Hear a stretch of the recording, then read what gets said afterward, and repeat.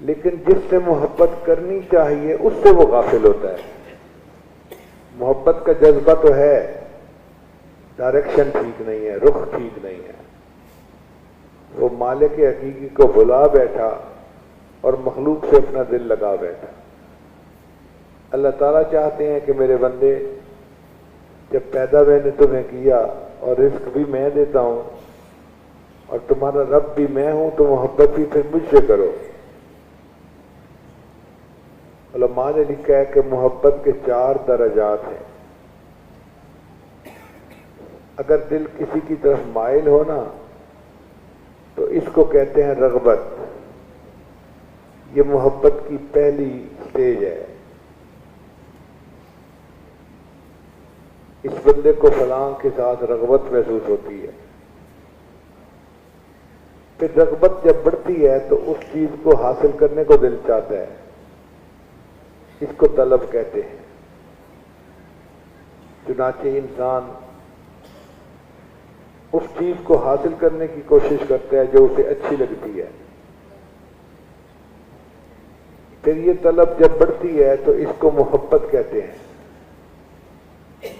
محبت کا معنی یہ کہ اس کے بغیر چین نہیں آتا، سکون نہیں ملتا، وقت نہیں گزرتا. اس کے پاس رہنے کو دل چاہتا ہے، اس سے بات کرنے کو دل چاہتا ہے. یہ محبت انسان کے اندر جب آ جاتی ہے تو بندہ اپنے محبوب کو حاصل کرنے کی کوشش کرتا ہے. پھر یہ محبت بڑھتی ہے اور بڑھتی ہے، حتیٰ کہ اتنی زیادہ ہو جاتی ہے کہ محب اپنے محبوب کو اپنا معبود بنا لیتا ہے. یعنی محبت کسی کی اتنی بڑھی کہ انسان نے محبت سے مغلوب ہو کر اس کے قدموں پہ سر رکھ دیا، اپنے محبوب کو اپنا معبود بنا لیا. تو عبادت سب سے اونچا درجہ ہے. رغبت، پھر طلب، پھر محبت، پھر عبادت. اور اللہ نے ہمیں اپنی عبادت کے لیے پیدا کیا کہ اے میرے بندو، دنیا میں تمہارے دل میں جو محبت کا سب سے آخری درجہ ہوگا وہ صرف میرے لیے ہوگا، اور اس محبت میں میں کسی اور کو شریک نہیں ہونے دیتا. تم میرے ساتھ اقرار کرو، لا الہ الا اللہ، نہیں کوئی معبود سوائے اللہ کے. جب بندہ یہ کہتا ہے تو اللہ کے ساتھ بہت بڑا وعدہ کر لیتا ہے. اتنا بڑا وعدہ کہ اس کلمے کو پڑھنے والے بندے کے زندگی کے جتنے گناہ ہوتے ہیں اللہ سب کو معاف کر دیتا ہے. 100 سال اس نے کفر کیا، شرک کیا، اللہ اس کو بھی معاف کر دیتے ہیں. چنانچہ کتابوں میں لکھا ہے کہ ایک بندہ کلمہ پڑھتا ہے تو فرشتہ اس عمل کو لے کے اللہ کے حضور پیش کرنے کے لیے آسمانوں پہ جاتا ہے. تو اوپر سے نیچے آنے والے ایک فرشتے سے اس کی ملاقات ہوتی ہے. دونوں آپس میں بات چیت کرتے ہیں. تو اوپر سے نیچے آنے والا فرشتہ پوچھتا ہے بھائی تم کہاں جا رہے ہو؟ یہ کہتا ہے جی کہ ایک بندے نے کلمہ پڑھا اور میں اس کا عمل اللہ کے حضور پیش کرنے کے لیے جا رہا ہوں. پھر یہ پوچھتا ہے آپ نیچے کہاں جا رہے ہو؟ وہ فرشتہ کہتا ہے کہ جس بندے نے کلمہ پڑھا میں اس بندے کو مغفرت اور بخشش کی خوشخبری دینے کے لیے جا رہا ہوں.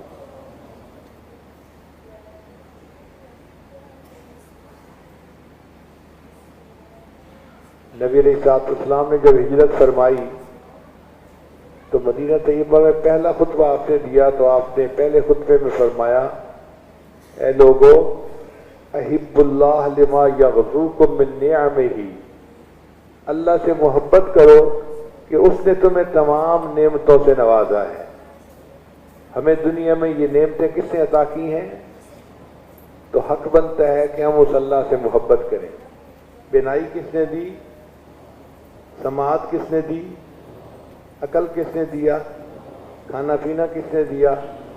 بیوی بچے کس نے دیے؟ صحت کس نے دی؟ تو سب کچھ تو ہمیں اللہ نے دیا. تو حق بھی اللہ کا بنتا ہے کہ ہم اس سے محبت کریں. اگر اللہ ہمیں آنکھیں نہ دیتے ہم اندھے ہوتے، اگر اللہ ہمیں سماعت نہ دیتے ہم بہرے ہوتے، اللہ ہمیں زبان نہ دیتے تو ہم گنگے ہوتے، عقل نہ دیتے ہم پاگل ہوتے، کپڑے نہ دیتے ہم ننگے ہوتے، کھانا نہ دیتے ہم بھوکے پیاسے ہوتے، ہمیں اللہ تعالیٰ گھر نہ دیتے ہم بے گھر ہوتے، اللہ تعالیٰ ہمیں علم نہ دیتے ہم جاہل ہوتے، اللہ صحت نہ دیتے ہم بیمار ہوتے، اللہ ہمیں مال نہ دیتے ہم فقیر ہوتے، اللہ ہمیں دنیا میں عزت نہ دیتے ہم ذلیل ہوتے۔ آج جو عزتوں بری زندگی دنیا میں گزارتے پھر رہے ہیں، یہ اس مالک کا کرم اور احسان ہی تو ہے۔ تو ہمیں چاہیے کہ ہم اللہ سے محبت کریں اور ٹوٹ کے محبت کریں، جتنی محبت کر سکتے ہیں اتنی محبت کریں۔ چنانچہ نبی علیہ السلام نے ایک اور بات فرمائی، احب اللہ بکل قلوبکم، لوگوں اللہ سے پورے دل کے ساتھ محبت کرو، ادھورے دل سے محبت نہ کرو۔ اللہ نے کسی بندے کے سینے میں دو دل نہیں بنائے، ایک نفس اور شیطان کو دے دے اور دوسرا رحمان کو دے دے۔ فرمایا نہ، دل ایک ہے اور ایک ہی کے لیے ہے، اب یہ دل اللہ کے لیے ہے۔ تو ہمیں چاہیے کہ اللہ سے محبت کریں اور ٹوٹ کے محبت کریں، جتنا کر سکتے ہیں اتنی محبت کریں۔ جس بندے نے محبت کو حاصل کر لیا اس نے مقصد زندگی کو پورا کر لیا۔ یہ وہ بندہ ہے جو دنیا میں اپنے مقصد کی زندگی گزار رہا ہے اور اللہ تعالیٰ سے اس نے تعلق کو جوڑ لیا۔ من کان للہ کان اللہ لہ، جو اللہ کا ہو جاتا ہے پھر اللہ اس کے ہو جاتے ہیں۔ یہ بندہ اللہ سے محبت کرتا ہے، اللہ اس سے محبت کرتے ہیں، پھر اس بندے کی زندگی ہدایت والی زندگی ہوتی ہے۔ چنانچہ علماء نے لکھا ہے کہ محبت کے 10 ارکان ہیں۔ پہلا رکن ہے الصفوہ، یہ حضرت آدم علیہ السلام اور نوح علیہ السلام کی منزل تھی۔ اللہ فرماتے ہیں ان اللہ اصطفیٰ آدم و نوحا، اور دوسری منزل ہے خلہ، خلیل کہتے ہیں دوست کو، تو خلہ دوستی کو کہیں گے۔ یہ حضرت ابراہیم علیہ السلام کی منزل تھی۔ اللہ ارشاد فرماتے ہیں واتخذ اللہ ابراہیم خلیلا، واتخذ اللہ ابراہیم خلیلا، اللہ نے ابراہیم علیہ السلام کو اپنا خلیل بنا لیا۔ پھر تیسری منزل ہوتی ہے زہد فی الدنیا والرغبہ فی الآخرہ، کہ دنیا سے انسان زہد اختیار کرے اور آخرت کی طرف انسان کی رغبت ہو جائے۔ یہ حضرت اسحاق علیہ السلام کا مقام تھا۔ اللہ ان کے بارے میں فرماتے ہیں انا اخلصناہم بخالصۃ ذکر الدار۔ پھر چوتھی منزل ہے تقوی کی، یہ حضرت اسماعیل علیہ السلام کی منزل تھی۔ اللہ فرماتے ہیں وَاذْكُرْ اسماعیل، اسماعیل علیہ السلام کا تذکرہ کر دیا گیا۔ پھر پانچویں منزل ہے صدق کی، یہ حضرت یوسف علیہ السلام کی منزل تھی۔ اللہ فرماتے ہیں یوسف ایھا الصدیق، اے یوسف جو سچے ہیں۔ پھر چھٹی منزل کو کہتے ہیں قرب، یہ حضرت موسیٰ علیہ السلام کا مقام تھا۔ اللہ تعالیٰ فرماتے ہیں وَقَرَّبْنَاهُ نَجِيًّا۔ ساتویں منزل صبر کی تھی اور یہ ایوب علیہ السلام کی منزل تھی۔ اللہ تعالیٰ فرماتے ہیں اِنَّا وَجَدْنَاهُ صَابِرًا نِعْمَ الْعَبْدُ إِنَّهُ أَوَّابٌ۔ پھر آٹھویں منزل ہے استغفار کی، یہ حضرت داؤد علیہ السلام کی منزل تھی۔ اللہ تعالیٰ فرماتے ہیں وَظَنَّ دَاوُودُ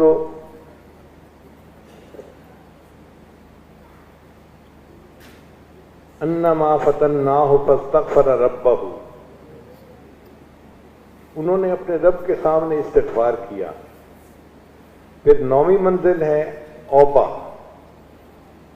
یہ سلیمان علیہ السلام کی منزل تھی. اللہ ان کے بارے میں فرماتے ہیں وَوَهَبْنَا لِدَاوُودَ سُلَيْمَانَ نِعْمَ الْعَبْدُ إِنَّهُ أَوَّابٌ. اور 10ویں منزل ہے ذکر النعمہ. یہ حضرت عیسیٰ علیہ السلام کی منزل تھی. اللہ فرماتے ہیں یا عیسی ابن مریم اذکر نعمتی علیک وعلی والدتک.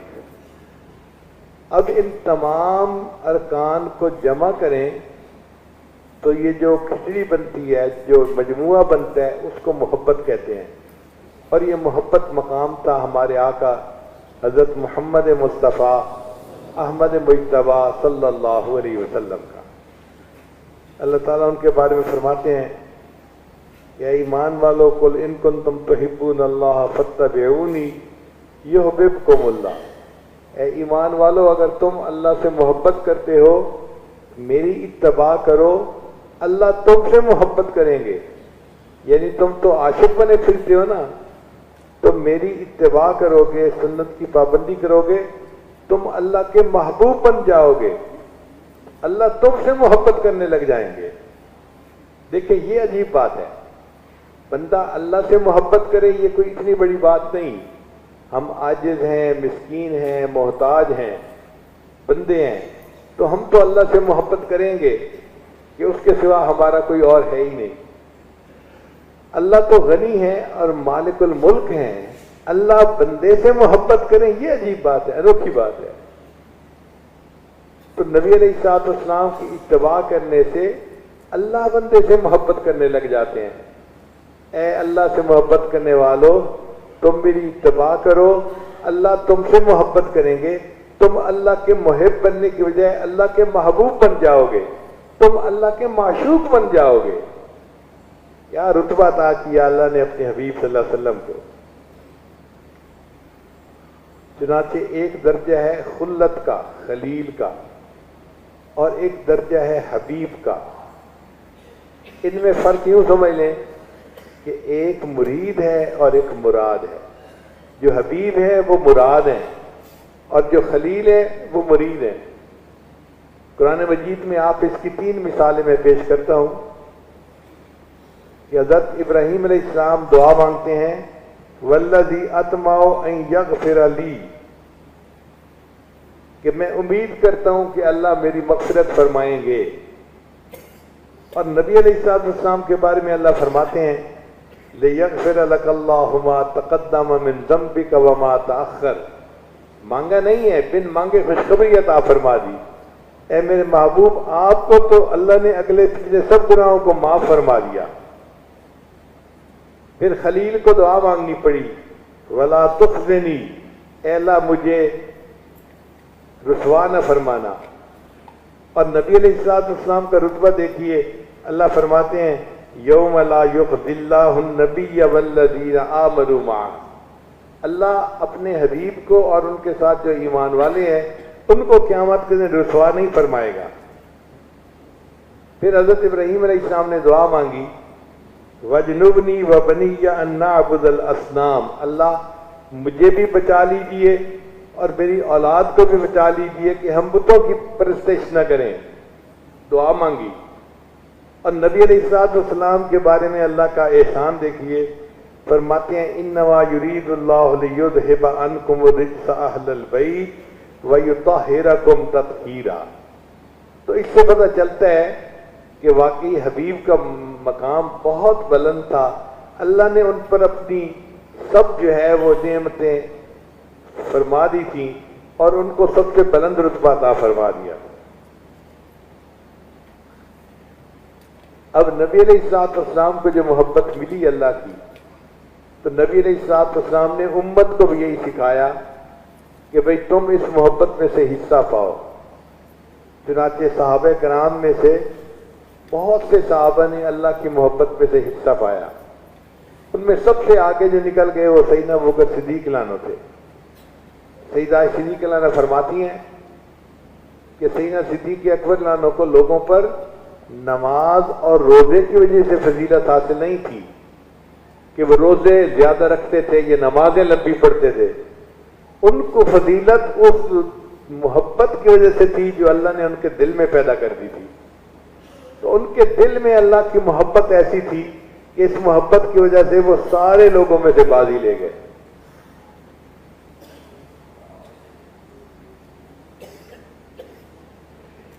یہ محبت بھی عجیب چیز ہے، بندے کو بے حال کر دیتی ہے. چنانچہ شبلی رحمت اللہ علیہ فرمایا کرتے تھے کلہم یفرون من الحساب، ہر بندہ حساب سے فرار اختیار کرتا ہے، بچتا ہے. یا اللہ حساب نہ لینا، حساب نہ لینا. وَأَنَا أَتَمَنَّا الْحِساب، اور میں تمنا کرتا ہوں کہ اللہ میرا حساب لے. اللہ اکبر کبیرہ. تو کسی نے پوچھا کہ شبلی یہ بات کیوں کر رہے ہو؟ اس نے کہا لیس حبیبی یکون مخاطبی، اگر اللہ میرا حساب لیں گے تو کیا اللہ مجھ سے مخاطب نہیں ہوں گے؟ اور وہ رحیم ہے، اگر وہ یہ بھی کہہ دیں گے نا کہ تم جہنم کے اندر چلے جاؤ تو ان کے خطاب کا مزہ مجھے اس سے بھی زیادہ آئے گا.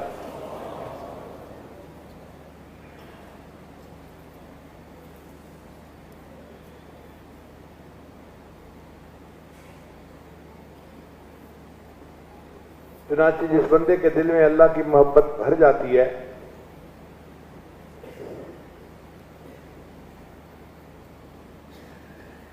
اللہ تعالیٰ اس کے بارے میں فرماتے ہیں انظر الیہ فی کل یوم 70 نظرۃ، کہ میں ایسے بندے کے دل کو ایک دن میں 70 مرتبہ محبت کی نظر سے دیکھتا ہوں.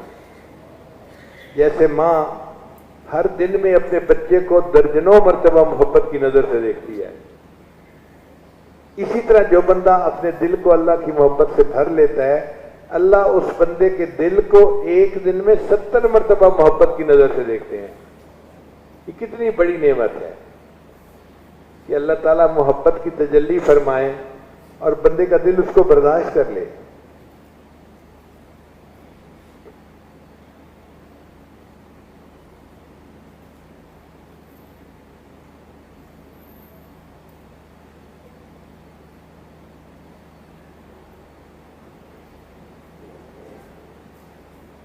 یہ محبت کی جو کیفیت ہے نا، یہ ایک آگ ہے جو انسان کے سینے میں جل جاتی ہے.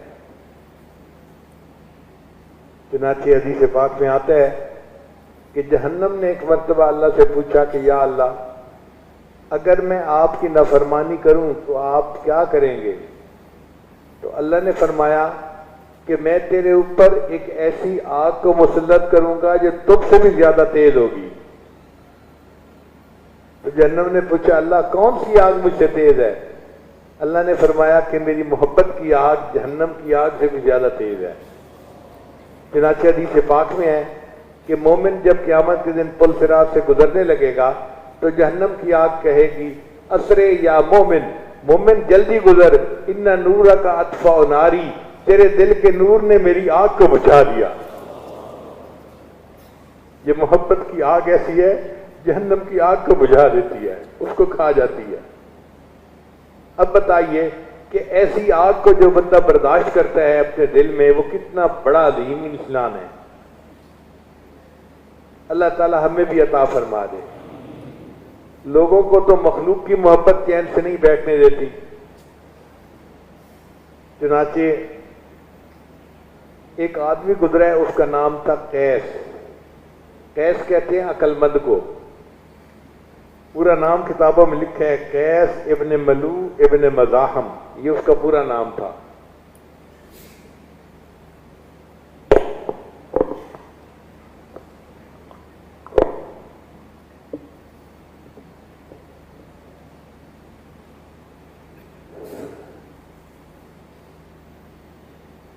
اب یہ نوجوان سمجھدار تھا، عقل مند تھا، لیکن یہ اپنی چچا زاد بہن کے اوپر عاشق ہو گیا. اور وہ چچا زاد بہن بھی کیا تھی؟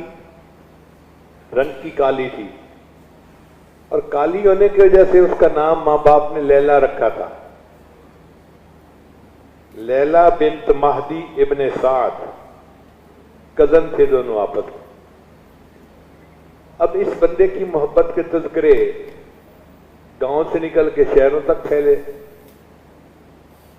تو ایک مرتبہ باپ نے کہا کہ قیس تیری بدنامی کی وجہ سے مجھے بہت ذلت اٹھانی پڑتی ہے، تو کیا ایک لڑکی کے پیچھے لگ گیا ہے اور تو نے خاندان کی عزت کو دبا لگا دیا، چل میرے ساتھ حرم میں اور چل کے اس محبت سے توبہ کر۔ تو یہ قیس اپنے باپ کے ساتھ حرم میں چلا گیا، بیت اللہ کے پاس پہنچ کے والد نے کہا کہ توبہ کر اس محبت سے، تو اس نے غلاف کعبہ کو پکڑ کے ایک شعر پڑھا، الہی تبت من کل المعاصی، الہی تبت من کل المعاصی ولکن حب لیلی لا اتوب، اے اللہ ہر گناہ سے میں توبہ کرتا ہوں، لیلا کی محبت سے توبہ نہیں کرتا۔ اب جب اس نے یہ الفاظ کہے تو اس کے والد نے غصے سے اس کی طرف دیکھا، یہ کیا بدتمیزی ہے، میں لے کے آیا ہوں کہ توبہ کر اور یہ کہتے ہیں کہ ولیکن حب لیلی لا اتوب، تو سمجھدار تو تھا ہی صحیح۔ اس نے جب دیکھا کہ والد نے خفا ہو کے دیکھا ہے تو اگلا شعر پڑھا، الہی لا تسلبنی حبہا ابدا، اے اللہ اس لیلا کی محبت کبھی میرے دل سے سلب نہ کرنا، وَيَرْحَمَ اللَّهُ عَبْدًا قَالَ آمِينَ، اور جو میری دعا پر آمین کہہ دے اللہ اس بندے کے گناہوں کو بھی معاف کر دے۔ یعنی اگر میرے ابو آمین کہہ دیں تو اللہ میرے ابو کی بھی مغفرت فرما دے۔ تو یہ ایسا پاگل تھا اپنی اس محبت میں۔ جب سیدنا حسن رضی اللہ تعالیٰ عنہ نے سیدنا امیر معاویہ رضی اللہ عنہ سے صلح کر لی اور حکومت کے معاملے میں ان کے حق میں دستبردار ہو گئے، تو حسن رضی اللہ عنہ بہت خوش تھے کہ میں نے حکومت ان کے سپرد کر دی جو اس کے زیادہ اہل تھے۔ ایک دفعہ جا رہے تھے مکہ مکرمہ میں تو قیس صاحب آگے سے مل گئے، تو حسن رضی اللہ عنہ نے روکا، قیس کیا حال ہے، کہاں جا رہے ہو؟ دیکھو میں نے کتنا اچھا کیا، حکومت جن کو سجتی تھی میں نے حکومت ان کے حوالے کر دی اور خود میں ایک طرف ہو گیا ہوں۔ تو قیس خاموش کھڑا سن رہا ہے، تو حضرت اللہ عنہ نے فرمایا چپ کیوں کھڑا ہے، کوئی جواب نہیں دیتا؟ کہنے لگا جی کہ میں سوچ رہا ہوں حکومت تو لیلا کو سجتی ہے۔ انہوں نے فرمایا انت مجنون، تو مجنون ہے۔ اس کے بعد اس کا نام قیس کی بجائے مجنون ہو گیا کہ یہ پاگل تھا اس کے پیچھے۔ اگر مخلوق کی محبت انسان کو ایسا پاگل کر دیتی ہے تو اللہ کی محبت تو پھر انسان کو پتہ نہیں کس کیفیت پہ پہنچاتی ہوگی۔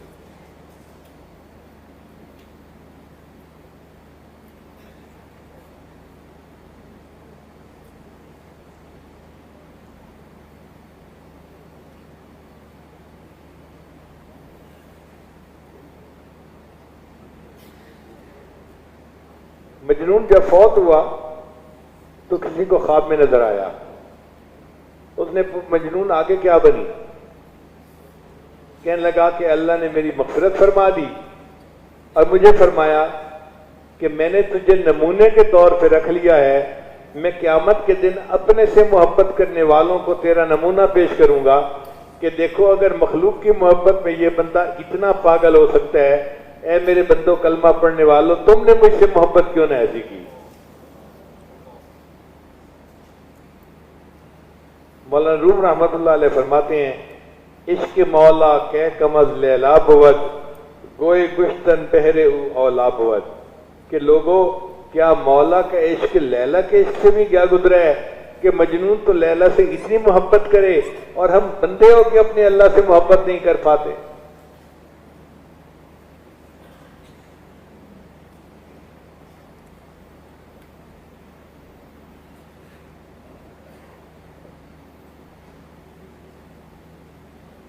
ایک حاکم میں وقت تھا، اس نے لیلا مجنون کی باتیں سنی تو اس کو خیال آیا کہ پتہ نہیں یہ لیلا کتنی حور پری ہوگی کہ مجنون اس کے پیچھے اتنا دیوانہ بنا ہے۔ اس نے پولیس کو کہا کہ لیلا کو میرے سامنے لاؤ میں دیکھو تو صحیح۔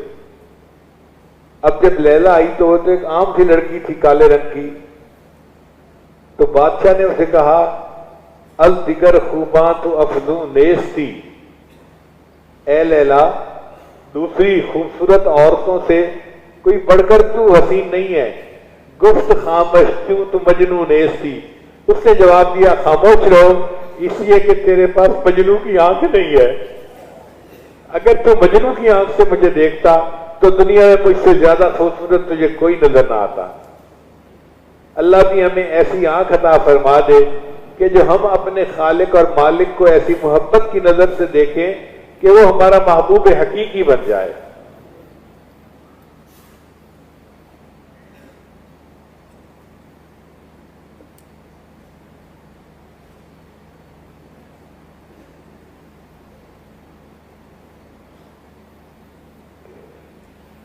امیر خسرو رحمۃ اللہ علیہ کے فارسی کے کچھ اشعار ہیں، بہت لاجواب اشعار ہیں، اس کے کوئی شک نہیں۔ فرماتے ہیں جاز تن بردی و در جانی ہنوز، اے محبوب آپ نے میرے تن سے جان تو نکال لی اور خود آپ میری جان بن گئے۔ دردہا دادی و درمانی ہنوز، آپ نے مجھے درد تو عطا کی اور اس درد کی دوا بھی محبوب آپ خود بن گئے۔ آشکارا سینام بشگابتی، ہم چنا در سینہ پنہانی ہنوز، اے محبوب تیرے پلکوں کے تیر نے تو میرے سینے کو چیر کے رکھ دیا، اور اس چیرے ہوئے سینے میں محبوب آپ ہی تو چھپ کے بیٹھے ہوئے ہیں۔ ملک دل کر دی خراب از تیغ ناز، اے محبوب آپ نے ناز کی تلوار سے میرے دل کی دنیا کو خراب کر دیا۔ آپ سے پہلے میرے دل میں بہت محبتیں تھیں، مال کی محبت، جمال کی محبت، دنیا کی محبت، یہ محبت، کتنی محبتیں تھیں جن سے میرا دل آباد تھا۔ آپ کی ناز کی تلوار ایسی چلی کہ میرے دل سے سب ما سوا کی محبتوں کو آپ نے نکال دیا۔ ملک دل کر دی خراب از تیغ ناز، وَأَنْدَرِي ویران سلطانی ہنود، اور اے محبوب اس ویرانے میں ابھی بھی سلطانی تو آپ ہی کی ہے، بادشاہت تو آپ ہی کی ہے۔ آپ نے میرے دل کو ویران تو کر دیا مگر اس ویرانے کی بادشاہی بھی آپ ہی کے پاس ہے۔ اور پھر آخری بات کرتے ہیں قیمت خود ہر دو عالم گفتئی، اے محبوب آپ نے اپنے وصل کی قیمت بتائی ہے کہ دونوں جہان کی تمناؤں کو چھوڑ دو۔ قیمت خود ہر دو عالم گفتئی، نرخ بالا کن کے ارزانی ہنود، اے محبوب قیمت بڑھا دیجئے، یہ تو بڑا سستا سودا ہے جو آپ نے پیش کیا ہے۔ آپ کی خاطر دو عالم کی تمناؤں کو چھوڑ دینا کون سا مشکل کام ہے۔ تو واقعی جس کو اللہ سے محبت ہوتی ہے وہ تو اپنا سب کچھ اللہ کے نام پہ قربان کر دیتا ہے۔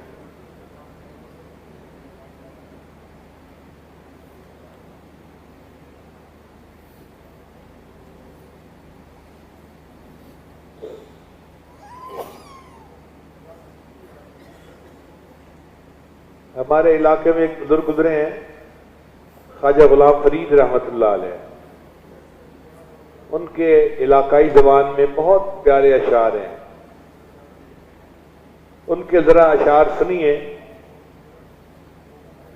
میں کچھ ترجمہ بھی کر دوں گا اور امید ہے آپ سمجھ جائیں گے۔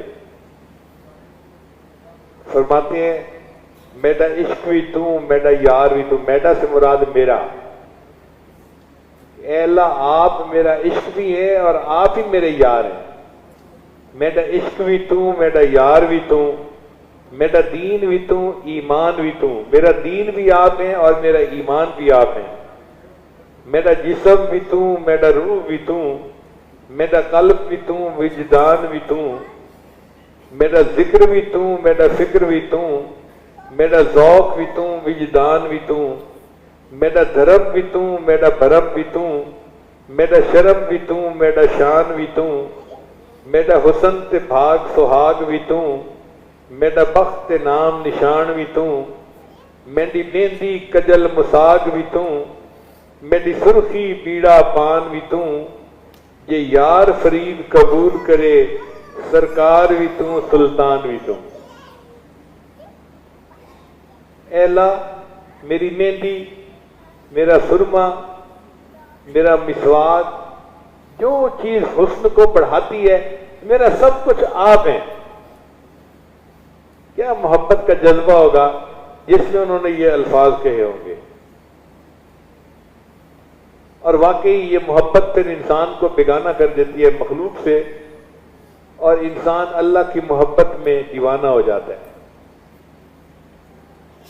शायर कहते हैं, शहबे खुदी ने अता किया मुझे अब लिबास बरहनगी, कि अल्लाह रब्बुल इज्जत ने मुझे अपनी मोहब्बत में वो मकाम दिया कि अब मेरे जिस्म पे कपड़ा ना भी हो तो मुझे इसका पता नहीं चलता।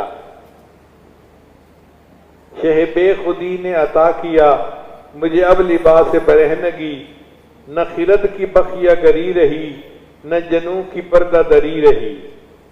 अकल कपड़ा फट जाए तो उसको सीता है, बखिया गरी उसको कहते हैं। न खिरद की बखिया गरी रही, न जनू की पर्दा दरी रही। वो अजब घड़ी थी कि जिस घड़ी लिया दर्स नुस्खे इश्क का, यानी जब अल्लाह ने अलस्तु बिरब्बिकुम फरमाया था उसके बारे में कहते हैं, वो अजब घड़ी थी कि जिस घड़ी लिया दर्स नुस्खे इश्क का, कि किताब अक्ल की ताक पर जो धरी थी सो वो धरी रही। अकल की किताब ताक के ऊपर धरी थी वो वही पड़ी रही, और मैंने अपने अल्लाह से इश्क का नुस्खा हासिल कर लिया।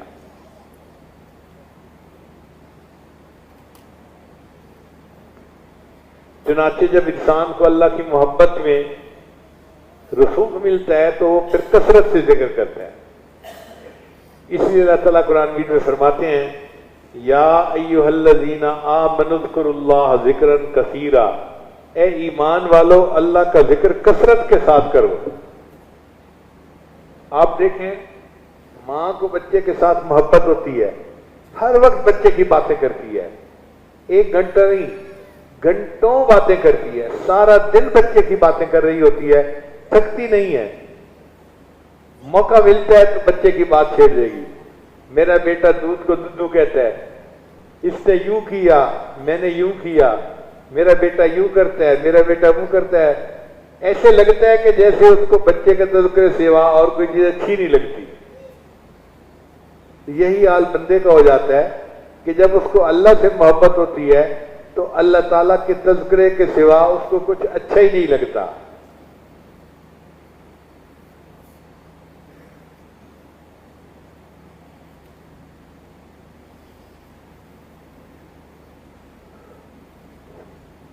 मां बेटे का नाम लेती है ना तो उसको अपने मुंह में मिठास महसूस होती है। ऐसे ही बंदे की कैफियत हो जाती है, वो अल्लाह का नाम लेता है, उसे अपने मुंह में मिठास महसूस होती है। इस अल्लाह के नाम में भी पता नहीं क्या शरीनी है कि बंदा यूं महसूस करता है कि जैसे मेरे मुंह के अंदर मिठास आ गई। चुनाचे शिबली रहमतुल्लाह अलैह एक बुजुर्ग गुजरे हैं, उनके हालात जिंदगी में लिखा है कि उनके सामने जब कोई बंदा अल्लाह का नाम लेता था, वो जेब में हाथ डालते थे और गुड़ की डली निकाल के उस बंदे को खाने के लिए देते थे। उस जमाने में यही कैंडी थी, यही स्वीट थी, यही सब कुछ था, गुड़ की डली। लोग हैरान होते कि इनके सामने जो अल्लाह का नाम लेता है ये खाने के लिए गुड़ क्यों देते हैं। एक बंदे ने पूछ लिया, शिबली आपके सामने जो अल्लाह का नाम लेता है आप उसे खाने के लिए गुड़ क्यों देते हैं? तो फरमाने लगे, जिस मुंह से मेरे महबूब का नाम निकले मैं उसको शरीनी से न भर दूं तो और क्या करूं। उस मुंह से मेरे अल्लाह का नाम निकला है, मेरा दिल चाहता है कि मैं इसके मुंह को शरीनी से भर दूं, मिठाई से भर दूं। तो ये मोहब्बत की कैफियत होती है।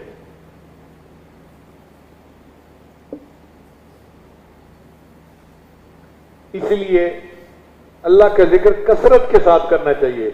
लेटे बैठे चलते फिरते हर वक्त इंसान अल्लाह अल्लाह अल्लाह अल्लाह ही करता रहे। इतना करे کہ انسان کے اوپر رنگ چڑھ جائے.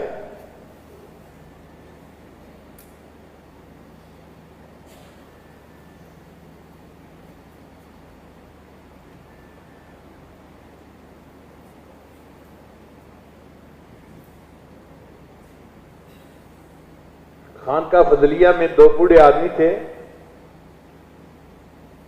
تو وہ بیٹھے ایک دوسرے سے جھگڑ رہے تھے. ایک بوڑھا دوسرے کا گریبان پکڑ کے کھینچتا اور کچھ کہتا، پھر وہ اس کا گریبان پکڑ کے کھینچتا. اب لوگ حیران تھے کہ دونوں بہت نیک متقی آدمی ہیں اور بڑی عمر کے ہیں، بوڑھے ہو گئے، اور مسجد میں بیٹھ کے یہ آپس میں کیوں الجھ رہے ہیں. تو ایک بندہ قریب ہوا دیکھنے کے لیے، تو اس نے کیا دیکھا کہ ان دونوں میں سے ایک نے کہہ دیا تھا اللہ میرا ہے، اللہ میرا ہے. تو جب اس نے یہ کہا نا کہ اللہ میرا ہے، تو دوسرے سے برداشت نہیں ہو سکا. اس نے اس کا گریبان پکڑ کے جھنجھوڑا اور کہا نہیں اللہ میرا ہے. اب وہ کہتا تھا اللہ میرا ہے، کبھی یہ کہتا تھا اللہ میرا ہے. آپ بتائیں ان دونوں کے دلوں میں اللہ کی محبت کا کیا حال ہوگا. اللہ میرا ہے اور اللہ میرا ہے، تو محبت کی پھر یہ کیفیت ہو جاتی ہے.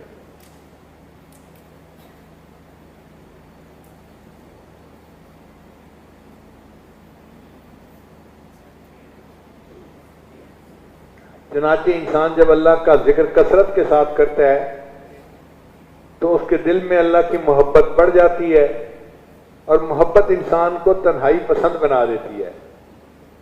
یہ دستور ہے.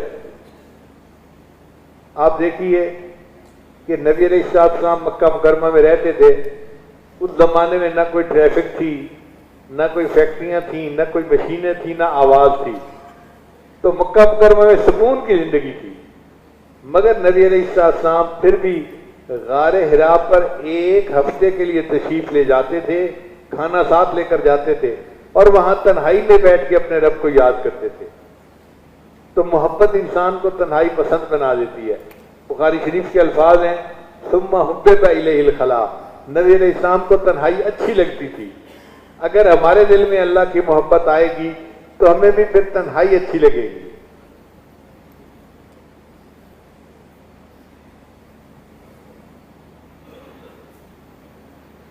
پھر بندے کا دل چاہتا ہے کہ اپنے محبوب کے ساتھ رہے. تو بندہ اللہ کے ساتھ کیسے رہ سکتا ہے؟ اللہ کا ذکر کثرت سے کرنے سے. چنانچہ حدیث مبارکہ میں ہے کہ اللہ تعالیٰ نے فرمایا اتحب ان اسکن معک فی بیتک یا موسیٰ. اے موسیٰ علیہ السلام، کیا آپ اس بات کو پسند کرتے ہیں کہ میں آپ کے ساتھ آپ کے گھر میں رہوں؟ اب موسیٰ علیہ السلام تو اللہ کے عاشق تھے، محب تھے. جب انہوں نے یہ پیغام سنا فخر للہ ساجدہ، غش کھا کے گر گئے. جب طبیعت سنبھلی تو انہوں نے اللہ سے پوچھا کیف تسکن معی فی بیتی، اے اللہ آپ میرے ساتھ میرے گھر میں کیسے رہ سکتے ہیں؟ اللہ تعالیٰ نے جواب دیا انا جلیس مع من ذکرنی. اے موسیٰ علیہ السلام، جو بندہ میرا ذکر کرتا ہے میں اس کا ہم جلیس ہوتا ہوں. وہ جتنی دیر ذکر کر رہا ہوتا ہے میں اس کے ساتھ ہوتا ہوں. تو جب محبت کے وجہ سے انسان کا دل چاہے کہ اللہ کے ساتھ وقت گزاروں تو سالک ذکر کرتا ہے ایسے جیسے وہ اللہ کے ساتھ وقت گزار رہا ہو.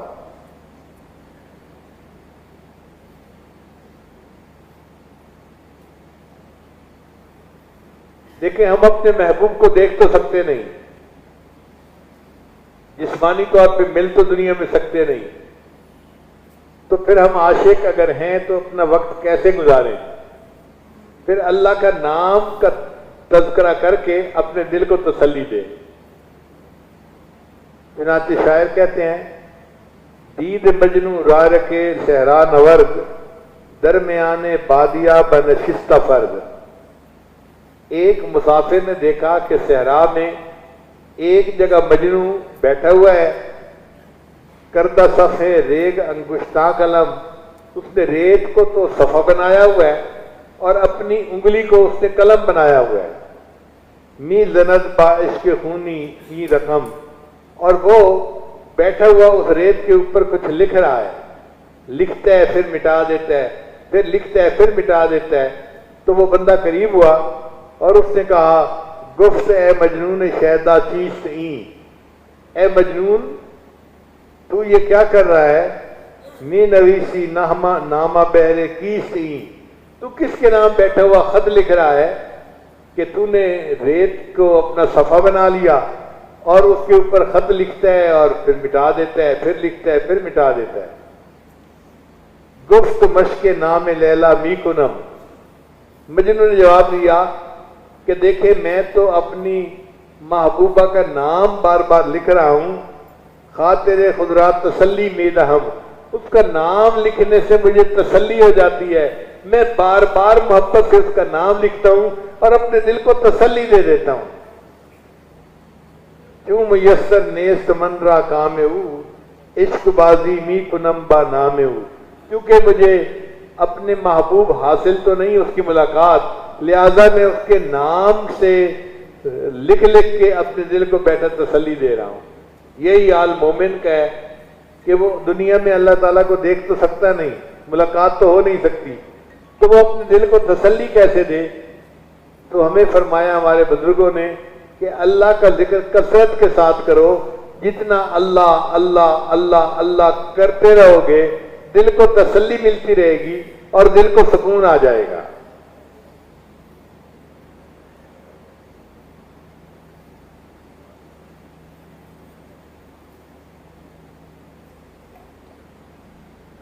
اب اس سے بعض لوگ اعتراض کرتے ہیں کہ جی آپ لوگ اللہ اللہ کا ذکر کیوں کرتے ہیں؟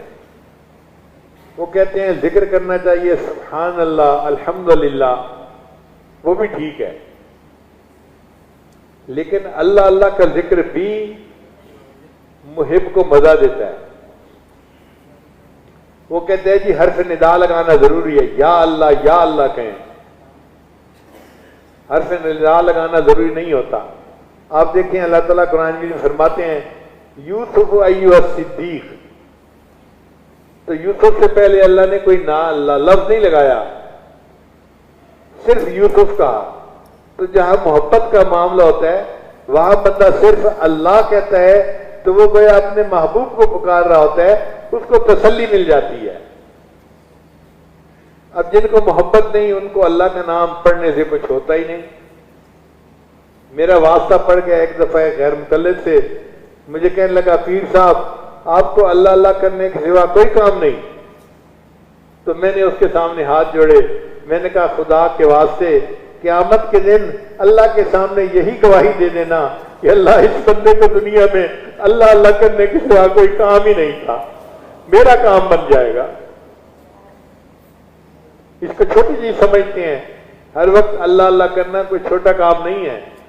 دل میں محبت ہوتی ہے تو بندہ یہ نام بار بار لیتا ہے، ورنہ تو توفیق ہی نہیں ہوتی، منہ سے نام ہی نہیں نکلتا۔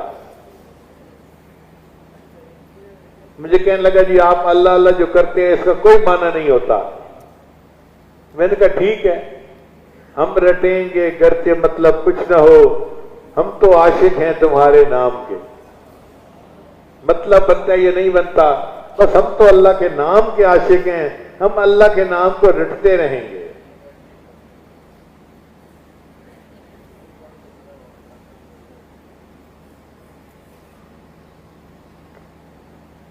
پھر کہنے لگا کہ اچھا کہیں اللہ کے نام کا ذکر کرنے کا حکم ہے؟ میں نے کہا بالکل حکم ہے۔ اللہ فرماتے ہیں وَاذْكُرِ اسْمَ رَبِّكَ، ذکر کر اپنے رب کے نام کا۔ میں نے کہا بتاؤ رب کا نام کیا ہے؟ کہتے ہیں اللہ۔ میں نے کہا پھر دیکھو اللہ کا ذکر کرنے کا حکم ہے یا نہیں؟ کہنے لگا اچھا کوئی اور آیت بتائے۔ میں نے کہا اللہ فرماتے ہیں فی بیوت اذن اللہ ان ترفع ویذکر فی حسنہ، اور اس میں ذکر کیا جاتا ہے اللہ کے نام کا، تو اللہ کے نام کا ذکر کیا جانا مسجد میں قرآن مجید سے ثابت ہے۔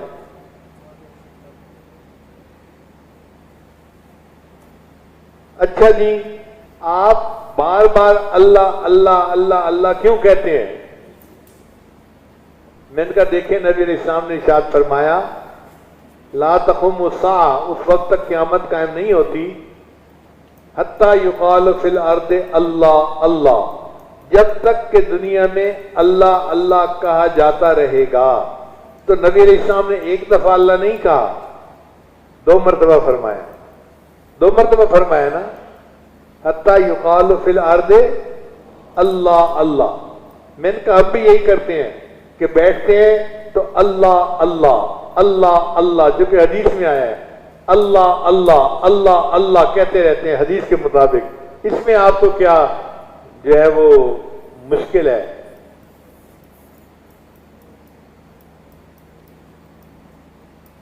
پھر کہنے لگا جی آپ باتیں بہت کرتے ہیں۔ میں نے کہا اللہ تعالیٰ فرماتے ہیں قل اللہ ثم ذرہم فی خوضہم یلعبون۔ اب وہ ترجمہ تو سمجھتا تھا، غصہ اس کو بڑا آیا، مگر خاموش ہو کے چلا گیا ایک طرف۔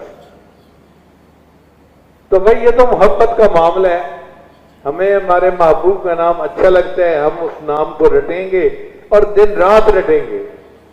کسی کو تکلیف ہوتی ہے تو ہوتی رہے، ہمارا تعلق ہے نا اللہ کے ساتھ۔ اللہ تعالیٰ ہمیں اسی تعلق پہ زندہ رکھے اور اسی تعلق پہ اللہ ہمیں موت عطا فرمائے، اور قیامت کے دن اسی تعلق پہ ہم اللہ کے سامنے کھڑے ہوں۔ ہمارے سلسلہ عالیہ نقشبندیہ میں پہلے ذکر اس میں ذات کے اسباق کروائے جاتے ہیں۔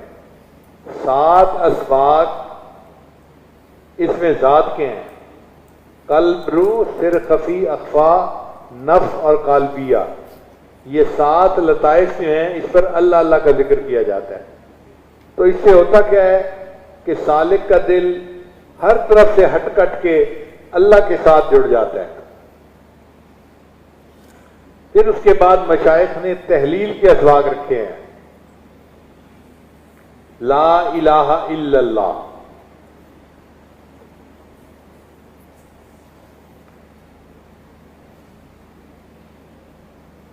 یہ لا الہ الا اللہ کیا ہے؟ اس کو کہتے ہیں نفی اثبات۔ لا الہ نفی ہے اور الا اللہ اثبات ہے، تو نفی اثبات بن گیا۔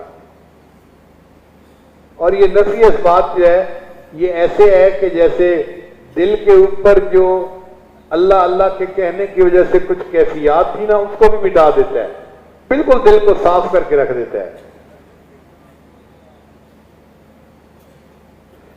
اس لیے یہ کلمہ بہت بھاری ہے۔ حضرت موسیٰ علیہ السلام نے اللہ تعالیٰ کی خدمت میں عرض کی کہ یا اللہ، میں آپ کا کلیم ہوں، آپ مجھے کوئی ایسا تحفہ دیں کہ جو انوکھا ہو۔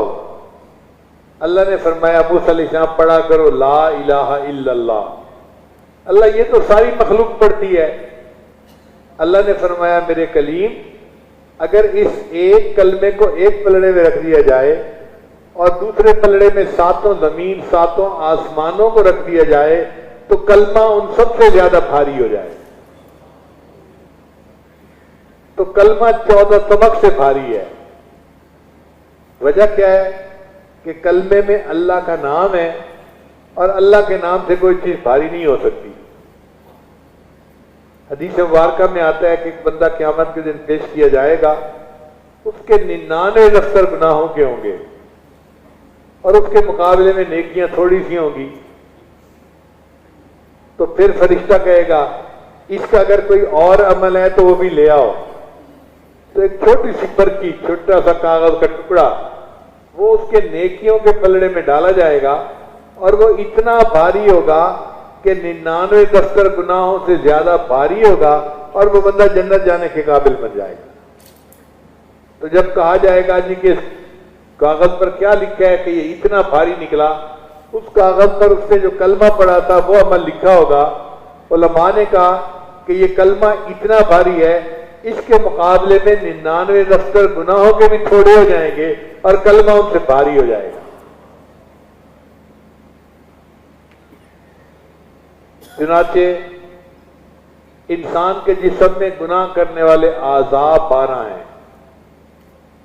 انسان کے جسم میں گناہ کرنے والے اعضاء 12 ہیں۔ 2 آنکھیں، 2 کان، 2 ہاتھ اور 2 پاؤں، 4 ضرب 2، 8 اعضاء تو یہ بن گئے۔ اور باقی 4 اعضاء انسان کا دماغ، انسان کی زبان، انسان کا دل اور اس کی شرمگاہ۔ 8 اور 4 کتنے ہو گئے؟ تو 12 اعضاء ہیں جو گناہ کرتے ہیں، اور کلمہ جو ہے اس کے 12 حروف ہیں۔ لا الہ الا اللہ، لا کے کتنے حرف بنے؟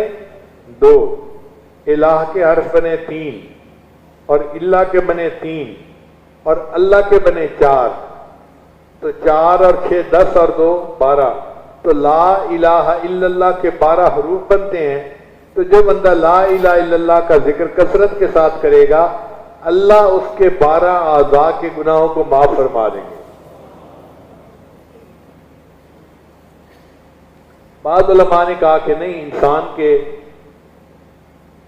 سال کے 12 مہینے ہوتے ہیں، تو جو بندہ لا الہ الا اللہ کا ذکر کثرت کے ساتھ کرے گا، اس کے 12 حروف کے صدقے اللہ تعالیٰ پورے سال کے گناہوں کو معاف فرما دیں گے۔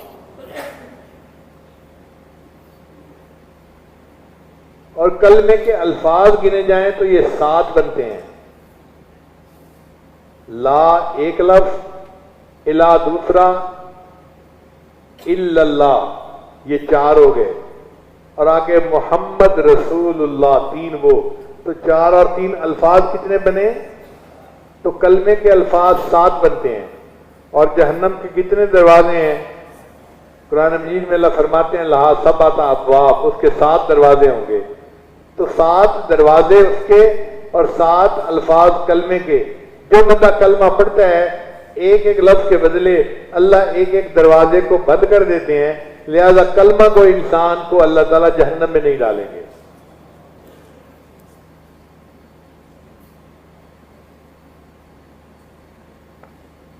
ایک صحابی تھے دہیہ کلبی رضی اللہ عنہ، بنو کلب قبیلے کے یہ امیر تھے، اور ان کی شکل میں حضرت جبریل علیہ السلام تشریف لاتے تھے۔ یہ نبی علیہ السلام کی خدمت میں حاضر ہوئے اسلام قبول کرنے کی نیت سے۔ اللہ کو اتنی خوشی ہوئی کہ اللہ نے جبریل علیہ السلام کو بھیجا کہ جا کر میرے محبوب کو اطلاع دے دو۔ چنانچہ جبریل علیہ السلام نے بتایا، اے اللہ کے حبیب صلی اللہ علیہ وسلم، دہیہ کلبی آپ کے پاس آ رہے ہیں اسلام قبول کرنے کے لیے۔ تو نبی علیہ السلام استقبال کے لیے کھڑے ہو گئے۔ تھوڑی دیر بعد دہیہ کلبی آئے اور رو رہے تھے۔ نبی علیہ السلام نے پوچھا رو کیوں رہے ہو؟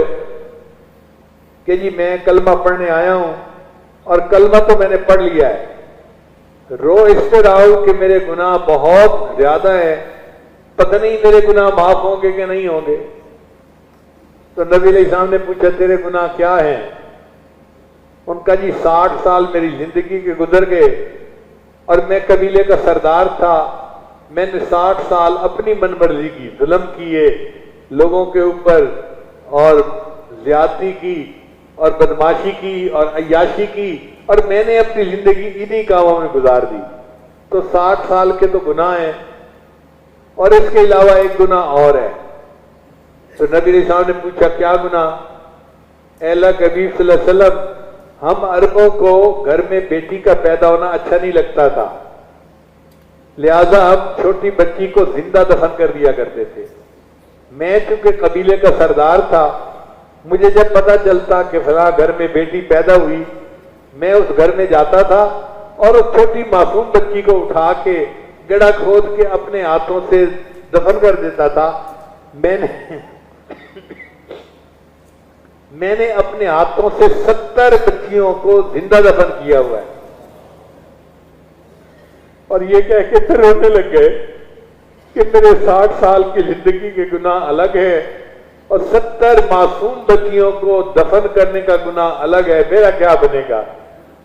تو جبریل علیہ السلام آئے اور انہوں نے نبی علیہ السلام کو بتایا کہ اللہ تعالیٰ نے فرمایا ہے دہیہ کلبی کو بتا دو کہ تمہارے اس کلمہ پڑھنے کا ہمارے ہاں اتنا درجہ ہے، ہم نے 60 سال کے گناہ بھی معاف کر دیے، 70 معصوم بچیوں کے قتل کا گناہ بھی معاف کر دیا۔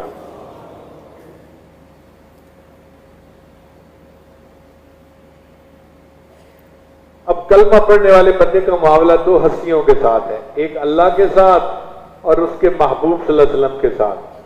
اللہ تعالیٰ ارحم الراحمین ہے، اور نبی علیہ السلام رحمت للعالمین ہے۔ اللہ کیا ہے؟ ارحم الراحمین ہے، اور نبی علیہ السلام کیا ہے؟ رحمت للعالمین ہے۔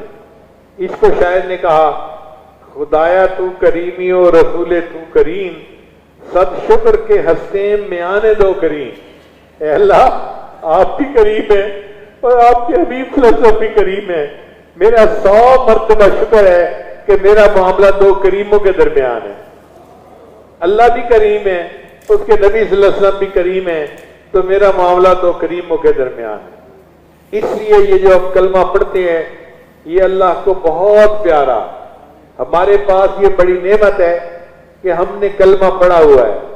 آج کے اس دجالی دور میں لوگوں کو کلمے کی اہمیت کا اندازہ نہیں ہوتا، ایمان کی اہمیت کا اندازہ نہیں ہوتا، معمولی معمولی باتوں پہ ایسے فکرے بول دیتے ہیں کہ ایمان ضائع ہو جاتا ہے۔ کبھی ایسی بات مت کریں، ہمیشہ شکر ادا کریں کہ اللہ آپ نے مجھے کلمہ پڑھنے کی توفیق عطا فرمائی، میں آپ سے راضی ہوں۔ رضیت باللہ ربا وبمحمد نبیا وبالاسلام دینا۔ اے اللہ میں اس بات پہ راضی ہوں، آپ میرے رب ہیں اور نبی علیہ السلام میرے رسول ہیں اور اسلام میرا دین ہے، میں اس بات پہ بڑا خوش ہوں اور بڑا راضی ہوں۔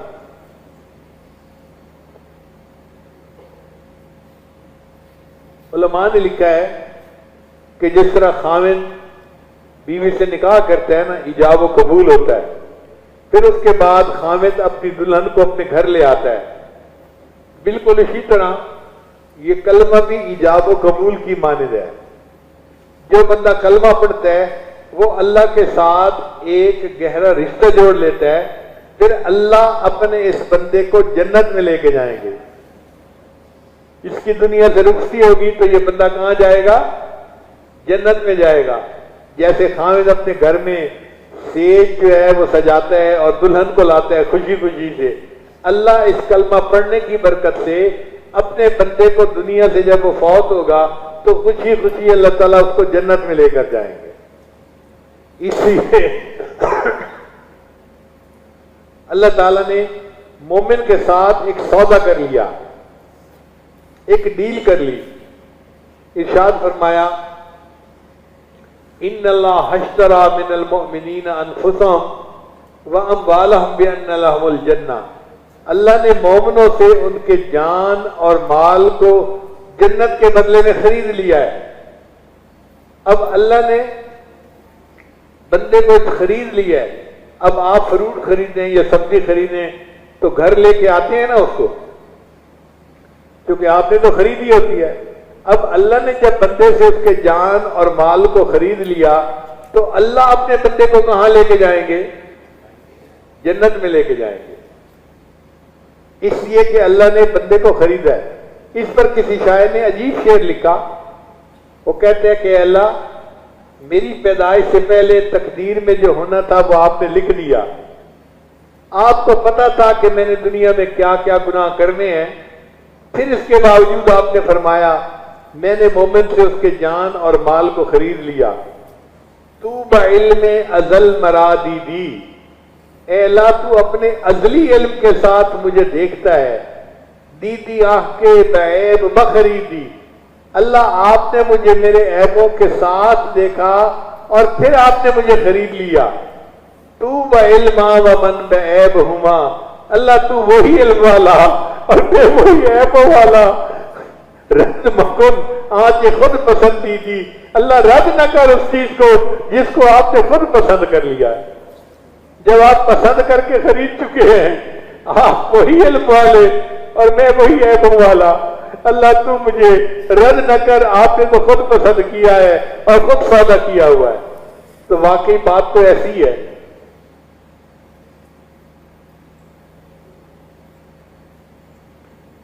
اسی لیے اللہ تعالیٰ کی اپنے کلمہ کو بندوں کے اوپر رحمت بہت وسیع۔ اللہ فرماتے ہیں کہ قیامت کے دن میں اپنے بندوں پر بہت زیادہ رحم فرماؤں گا۔ وَكَانَ بِالْمُؤْمِنِينَ رَحِيمًا، اللہ تعالیٰ قیامت کے دن بندوں پر اتنا رحم فرمائیں گے، ایمان والوں پر، کہ بندوں کے وہم و گمان سے بھی زیادہ حضرت قاری و طیب رحمۃ اللہ نے لکھا ہے کہ اللہ تعالیٰ بندوں پر اتنا رحم فرمائیں گے کہ ایک وقت آئے گا کہ شیطان بدبخت بھی سر اٹھا کر دیکھے گا اگر اتنے بڑے بڑے گناہگاروں کو معاف کر دیا گیا تو شاید مجھے بھی معاف کر دیا جائے. اتنا اللہ اپنی رحمت کا اظہار فرمائیں گے.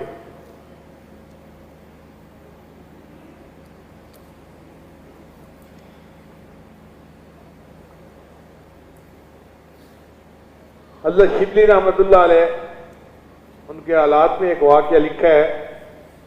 پہلے میں اس واقعے کو نقل کرنے سے ذرا گھبراتا تھا، لیکن ایک بزرگ تھے مولانا محمد اسلم ملتان کے، انہوں نے رائے کے سالانہ جلسے میں یہ واقعہ سنایا تو پھر مجھے بھی جرأت ہو گئی سنانے کی. واقعہ اس طرح ہے کہ شبلی رحمۃ اللہ علیہ جا رہے تھے تو اللہ نے انہیں الہام فرمایا، شبلی کیا تو چاہتا ہے کہ میں تیرے عیب سارے بندوں کے اوپر ظاہر کر دوں، تجھے دنیا میں کوئی منہ لگانے والا نہ رہے. شبلی کیا تو چاہتا ہے کہ میں تیرے عیب لوگوں پر ظاہر کر دوں تو تجھے دنیا میں کوئی منہ لگانے والا نہ رہے. تو شبلی رحمت اللہ علیہ بھی عارف تھے، اللہ کی رحمت کو سمجھتے تھے، فوراً